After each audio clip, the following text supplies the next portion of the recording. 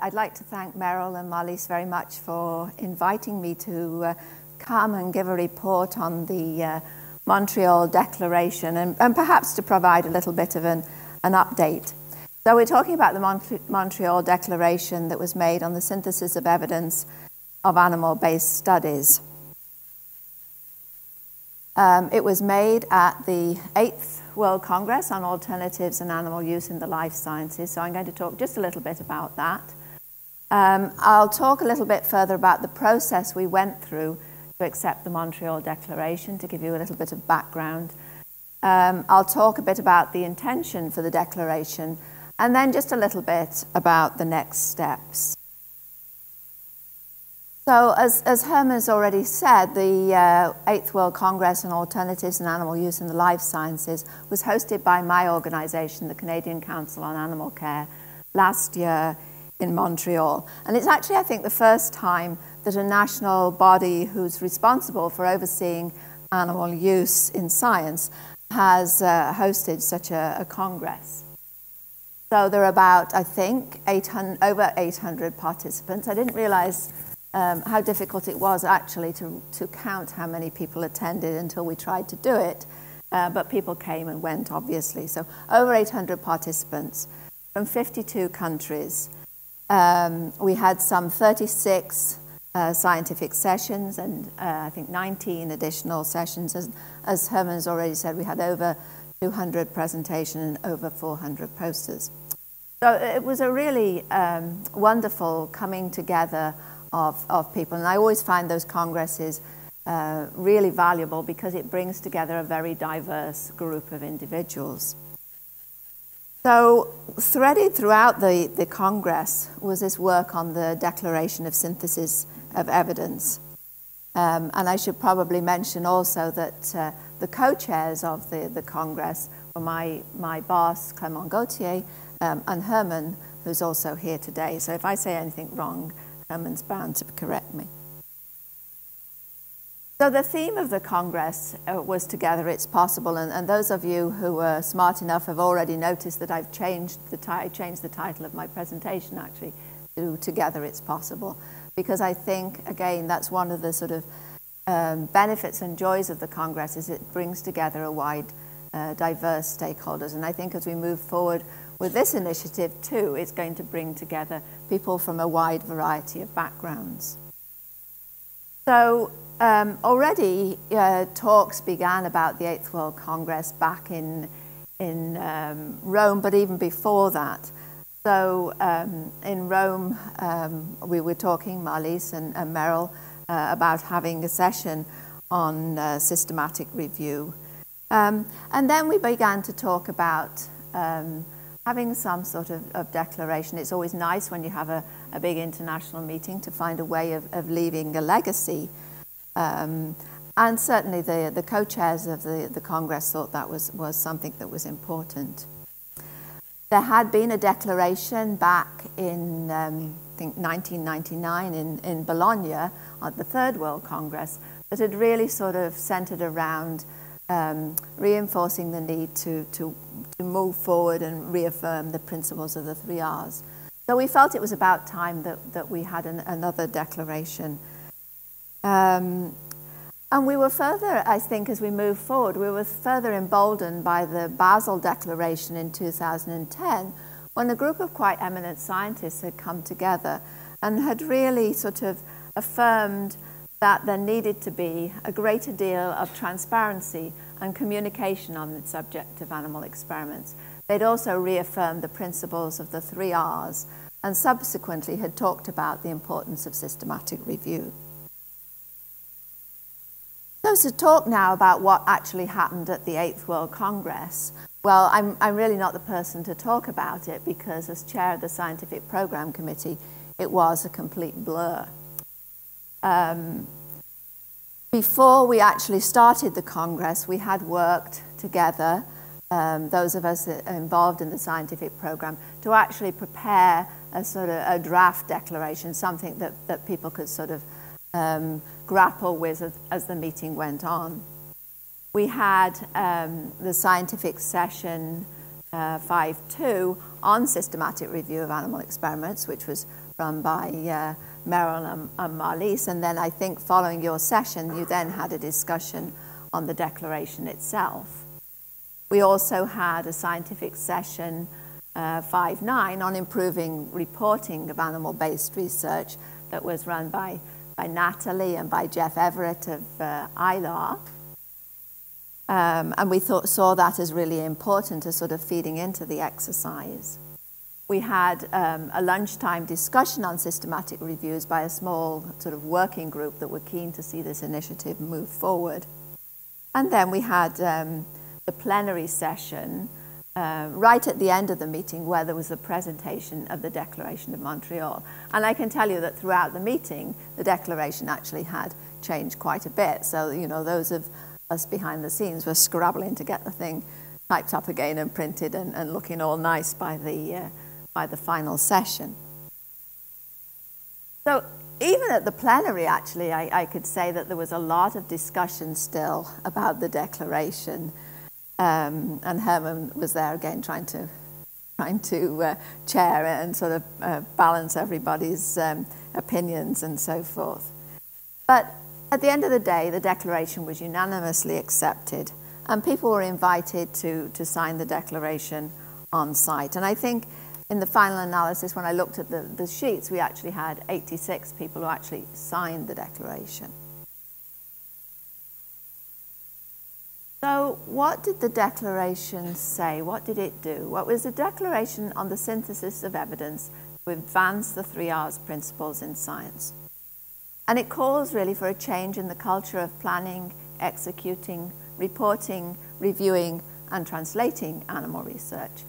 And really, I think the Declaration, as probably all declarations, you know, set high-level, lofty goals. And what the signees were really putting their name to was that they were signing to agree to strive to implement. And actually, as I put the presentation together and worked it through with people back in the office, they thought that maybe I should call the presentation just Striving, because that's what I see us all working towards together.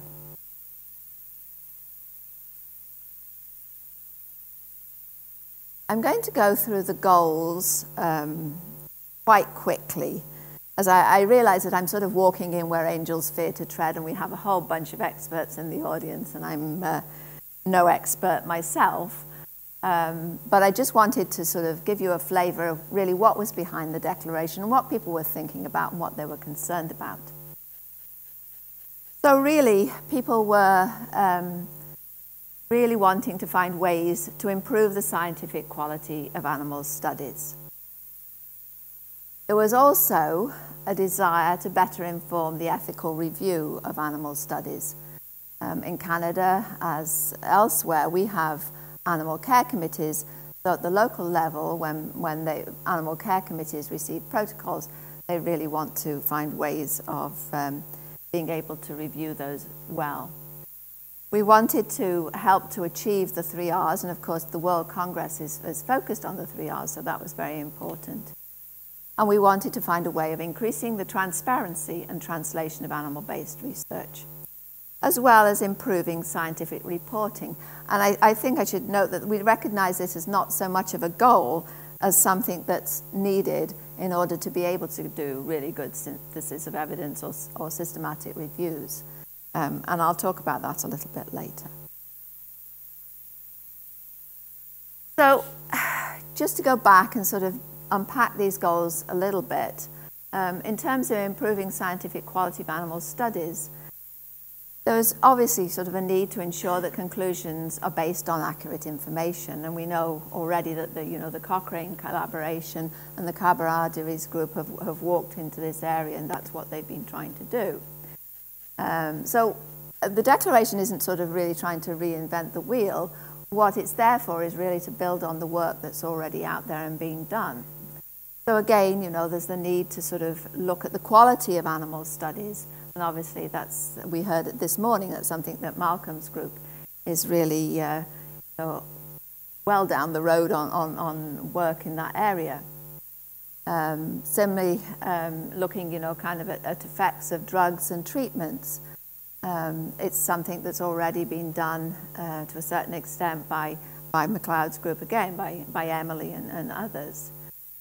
And then there's also a need as well to pay attention to experimental design, and we've already had allusion to the report of Carol Kilkenny et al. from the NC3Rs. I talked earlier about the better informing the ethics review of animal studies, and so for me this is something that, you know, kind of I have to struggle with myself, I have to work on myself. So being able to do a good ethics review requires full disclosure of information. If there's no synthesis of previous work, we may be trying to answer questions that have already been answered. And I suppose I would claim that I have a particular interest of reviewing appropriateness of animal models used, because I do tend to get questions in the office and I start to look, and I you know, would question sometimes whether people are actually walking in the right direction.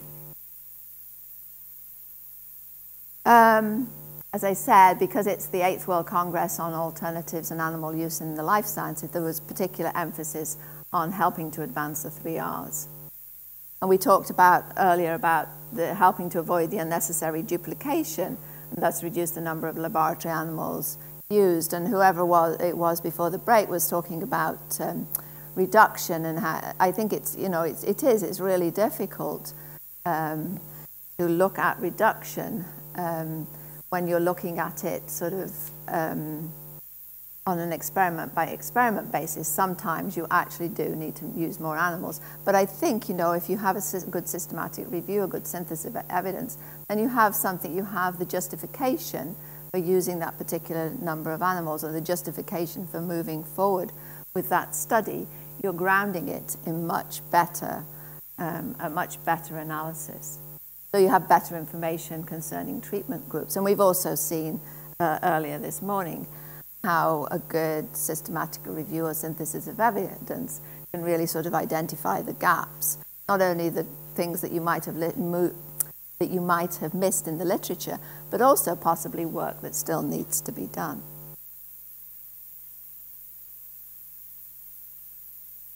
We also, in the animal world, I guess, are keen that when animals are used, that the studies that are done can then really translate well. So we're keen on making sure that there's an increase on translation and transparency. And so we know that good synthesis of evidence, or at least we hope, would help with better interpretation of results. And we'd help that assumptions that are being made in moving to clinical trials are based on a solid synthesis of animal studies. So I said I'd say a little bit more about improving scientific reporting, because it's not necessarily something that's going to be an outcome of good synthesis of evidence, but it's almost something that's needed in order to be able to do a good synthesis of evidence. But I'm hoping that this will be something that's circular and will build with time. There are people that have sort of argued that systematic reviews of animal studies are currently difficult to achieve. And we've seen over the last couple of years the sort of efforts to improve scientific reporting through editorial policy, through the ARRIVE guidelines, which are already being adopted by many journals in terms of making sure that you know, that all the parameters are properly reported when you publish your studies, and by Carolyn's gold standard publication list. So I didn't want to give this presentation without sort of making mention of some of the discussion that went on during the World Congress, because there was quite a lot of heated discussion about the difference between the term systematic reviews and the term synthesis of evidence. And I didn't kind of want to ignore that. In fact, you know, that was the presentation's name. I did term it all in a name to start off with, because there was such a sort of focus, such a discussion about it. But again, sort of walking, you know, in where angels fear to tread, this for this community, for the animal studies community, you know, we're sort of just embarking on this. So systematic review is really sort of one type of synthesis of evidence, and it may be that we can't actually, in some areas, do good systematic reviews at the moment, but that shouldn't really stop us on taking a step down the path. There was concern expressed in Montreal that systematic review is really not possible because of the lack of details that were currently available in the literature. There was also sort of concern about the amount of extra workload that would involve, and we heard somebody saying, you know, well, this takes a long time, and then I have to get it to the grant review body or whatever. So I think, you know, signees were really sort of striving to take a step forward. And so that's why I like to sort of focus on the title for the Montreal meeting. We titled it Together It's Possible. I really believe that working together, we can begin to take the steps that will make the synthesis of evidence something that's not only possible to do, but becomes to be expected and the norm, and we really do improve the quality of science. So in the end, the Montreal Declaration on the Synthesis of Evidence called for a change in the culture of planning, executing, reporting, reviewing, and translating animal research. It called for it through the promotion and coordination of synthesis of evidence of animal studies, and the people who signed on, the people at the meeting, agreed to actively promote structured ways to achieve this. So next steps, there's always next steps. I'm thrilled to be here. I'm thrilled that we had this first international symposium, and that really, you know, I see this as a huge step along the path. It's brought together a wide variety of people. They said a wide variety of experts, so I'm sort of a little bit timid standing here talking to people who I know have spent years and years working in the area of systematic reviews, and who we have a great deal to learn from. We had a meeting of a sort of working group in Montreal, and I guess we had a meeting of a sort of working group yesterday. I really don't know what to call it, but they're a group of people that are really sort of interested in getting this going properly and moving forward. I think, though, you know, in sort of signing on to the declaration, people were agreeing to make their own individual efforts to implement the principles of systematic review or synthesis of evidence. And I know back home in Canada, we have a very small 3 Rs program. So we're looking at ways that we can perhaps, you know, bring those tools together, put them on our 3 Rs microsite, make them available for the scientific community, make them available for our animal care committee members, and so in that way sort of stimulate interest and get more people involved, and hopefully, you know, if we can find small pots of money, do systematic review ourselves. And then I think, you know, we're all able to reach out to other interested communities and talk to them about this and about how valuable this could be moving forwards. So with that, I'll finish and say that I really do believe that together it's possible. So thank you to you all for listening. I want to thank particularly again Meryl and Marlies, Herman and Clement, who were the chairs of the World Congress, and I apologize that neither of you have accents on your name in my slide. And also Elizabeth Ormandy, who was my research fellow, and Mark Avey over there, who's my current research fellow, who strive to help me, I was going to say not make an idiot of myself, but maybe that's going a bit far. I also wanted to thank all the members of the working group for the efforts that they're making to work together and make sure that together this is possible. Thank you very much, Gilly. Thank you very much.